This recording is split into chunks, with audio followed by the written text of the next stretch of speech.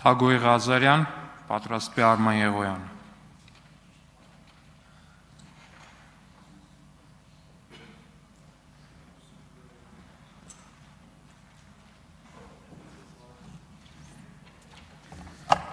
Շնորհակալություն ազգային ժողովի մեծարգո փոխոսնակ, հարգելի գործընկերներ,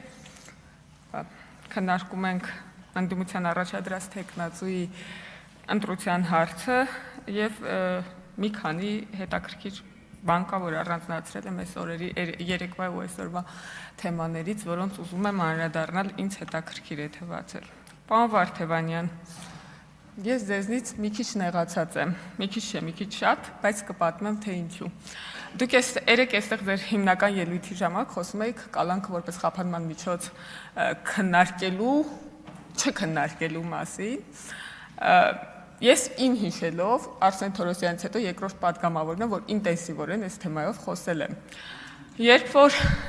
տիկին դատախազը այստեղ նստած էր, ես նույնիսկ հիշում եմ ինչ նախադասություն եմ ասել իր աչքերին նայելով, ասել եմ չի կարող այնպես պատահել,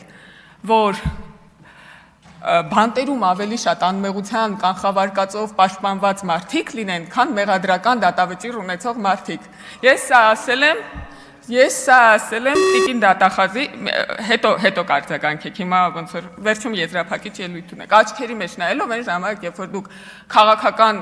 անհաջող փորձից հետո դեպրեսիայի մեջ մանդատը դրել գնացել եք, ձեր մնացած գործընկերներն էլ բոյկոտում էին, դրա արդյունքը եղել է, որ հաջորդ տարի դատախազը եկել է, ասել է ես ունեմ լավ նորություն, բացառիկ դեպք է տեղի ունեցել։ Մեր դատավճռով պատիժը կրողները ավելի շատ են, քան կալանք կրողները։ Ես ուզում եմ ասեմ, որ մենք այդ հարցը ինտենսիվորեն բարձրացրել ենք եւ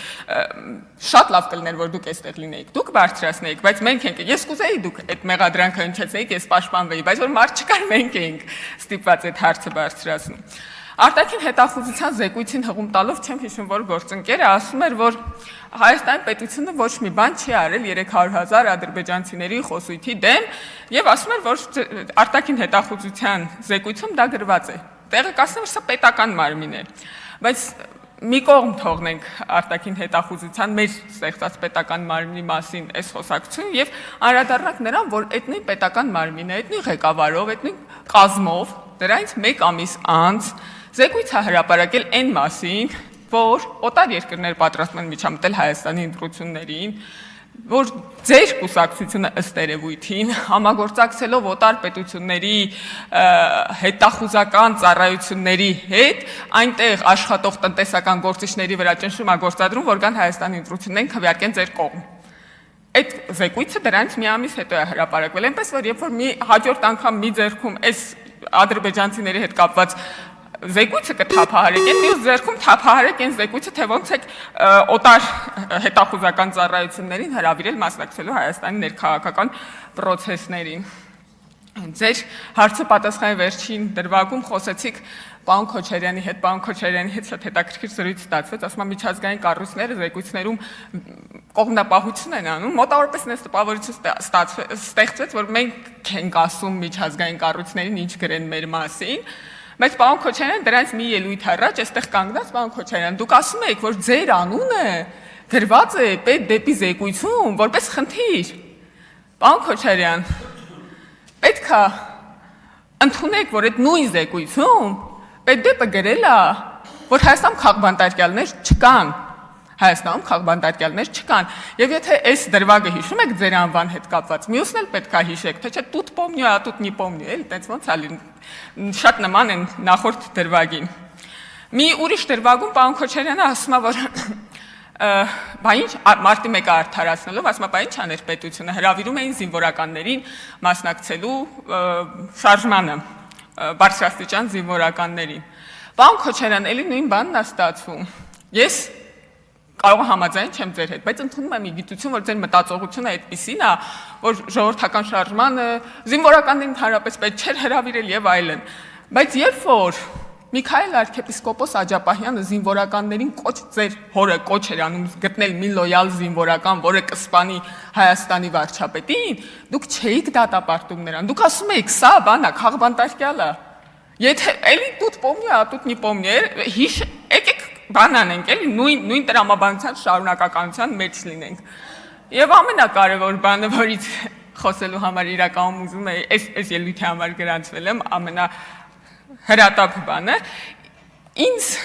Ինձ շատ հետաքրքիր էր այն խոսակցությունը, որ տեղի ունեցավ Տիկին Վարդանյան ձեր եւ պարոն Ռուբինյանի միջև եւ շատ հետաքրքիր է, որ հետո պարոն Սաղաթելյանը շարունակեց այդ խոսակցությունը, որտեղ իմ տպավորությունները հաստատվեց։ Տիկին Վարդանյանը այստեղ ինչ է հարցում։ Հարցում է, որ երկրներն են Հայաստանի համար սպառնալիք։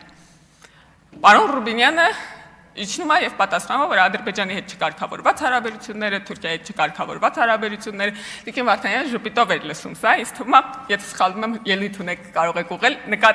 ուզում էր ասել դու չես ասում Ադրբեջանը, դու ասում ես Ադրբեջանի հետ չկարգավորված հարաբերությունները, ասես թե Պարոն Ռուբինյանը ուրիշ բան է մտածում, բայց ուրիշ բան է ասում։ Բայց խնդիրը որն է, ինձ թվում է, ինչպես պարոն Եղոյանն է սիրում ասել, հասել ենք հարցի սրտին։ Խնդիրը որն է, որ մենք իսկապես չենք կարծում, որ Ադրբեջանը եւ Թուրքիան կամ Ռուսաստանը, ինչպես դուք եք հարցնում տեղից, ինքնին կարող են սպառնալիք լինել։ Ձեր մտածողության մեջ այդ սպառնալիքը էութենական է։ Դուք կարծում եք, որ Ադրբեջանը պետք է սպառնալիք լինի։ Հետևաբար դրա լուծումը այն է, որ Ադրբեջանը չլինի։ Մենք մտածում ենք, որ Ադրբեջանի հետ հարաբերությունների այսօրվա վիճակը կարող է սպառնալիք լինել եւ դա հնարավոր է փոխել։ Եվ դրա համար եք դուք հարցնում, իսկ Ռուսաստանը, որովհետև դուք ուզում եք, որ դրա արձագանքը լինի իհարկե Ռուսաստանի հետ հարաբերությունների որոշ դրվագներ մեզ համար սպառնալիք են, ժողովուրդ ջան, նայեք, թե ոնց ինքը բենզինի հետ ինչ բենզին շուկայում ինչ կատարվեց, եթե մենք ունենայինք այն կախվածությունը ինչ-որ տարիներ առաջ, մենք այսօր չէինք կարողանալու, ես մեր հարաբերությունների դինամիկայի մասին չեմ ասում, մեզնից անկախ գործոնների մասին եմ ասում, մենք այսօր չէինք կարողանալու պահել մեր շուկան եւ լինում է այդպես է լինում, որ նաեւ ինչ որ այդ կախվածությունը, եթե Ուրուգվայից կախված լինենք կամ Ճապոնիայից, հա այդ կախվածություն կարող էր ինչ որ դրվագում սպառնալիք առաջացնել մեզնից անկախ գործոնների պատճառով, ոչ միայն մեզնից կախված։ Հիմա իրական չգիտեմ, մեր ապրանքները որ հասնեն սահմանին, լինելու է վառելիք, որ դրանք ցրեն շուկաներով, եթե նույնիսկ բացվի։ Հարցը այն չէ, որ մենք լարում կամ սրում ենք հարաբերությունները, հարցը այն է, որ այդքան մեծ կախվածությունը ինքնին խնդիր է եւ պետք է լուծել։ Դա մեր ասածը դիվերսիֆիկացիայի քաղաքականության մեջ։ Եվ վերջում պարոն Վարդանյան, ես չէի ենթադրում, որ ինձ ժամանակ կմնա նաև այս հարցին անդրադառնալ, բայց Տիկին Հակոբյան դրան մի փոքր անդրադարձավ։ Ճիշտն ասած, ես ձեր մի նախադասությունից ցնցվել եմ, վեր եմ թռել տեղից, երբ որ լսել եմ։ Երբ որ դուք ասեցիք, ով է ավելի շատ տվել Ղարաբաղին, քան Սամվել Կարապետյանը։ Ես իսկապես կարող է դուք այդ պահին վատ եք ձևակերպել, բայց ես իսկապես հույս ունեմ, որ այն մարդիկ, ովքեր իրենց ընտանիքների անդամներին են տվել, իրանց արյունն են տվել, իրենց ձեռքերն ու ոտքերն են տվել, դա չէ։ Հարգելի գործընկերներ, ելույթով կպատասխանեք։ Պարոն Վարդանյան, դա օքեյ, ելույթով կպատասխանեք, էլի, ես եթե տեղը չի լսվում, ձեր ասածը չի լսվում, իմ ասածն է լսվում եթերում ինչպես գիտեք, եւ ճիշտն ասած, այդ զգայունությունը չունենալը, տենց արտաբերելը, ես չգիտեմ, ձեր միջավայրում կան այդ մարդիկ, չկան այդ մարդիկ, ովքեր իսկապես իրենց կյանքն են տվել, այդ խնդրի կարգավորման համար, բայց ես ուզում եմ, որ մենք լրիվ տարբեր սոցիալական խմբերից ենք կներեք, էլի, որ սենց եմ ասում, որովհետև մենք փող չունենք, իմ ընտանիքը փող չունի, որ տար Ղարաբաղին, իսկապես իմ աշխատավարձով է ապրում իմ ընտանիքը, բայց իմ հայրը ակնհայտորեն ոչ երիտասարդ տարիքի, որտեղ իմ հայրն է։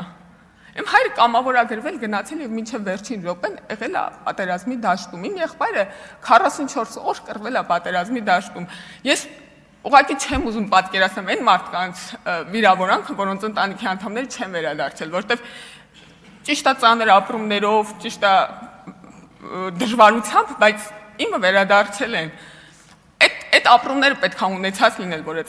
զգայունությունը ունենալ մարդկանց հանդեպ հասկանում եք։ Ես հորս հետ 10 օր շարունակ կապ չեմ ունեցել, ես հորս ոչ թե հիվանդանոցներում, ես դիահերձարաններում եմ փնտրել։ Դուք ուզում եք ասեք, որ այդ տուրբոգեներատորը ավելի կարևոր է։ Ես համաձայն չեմ ձեզ հետ։ Ես համաձայն չեմ, որ փողով պետք է չափել, թե ով ինչ է տվել Ղարաբաղին։ Դուք դա ասում եք, որտեղ դուք այդ փորձառություն չեք ունեցել։ Եվ ես հույս ունեմ,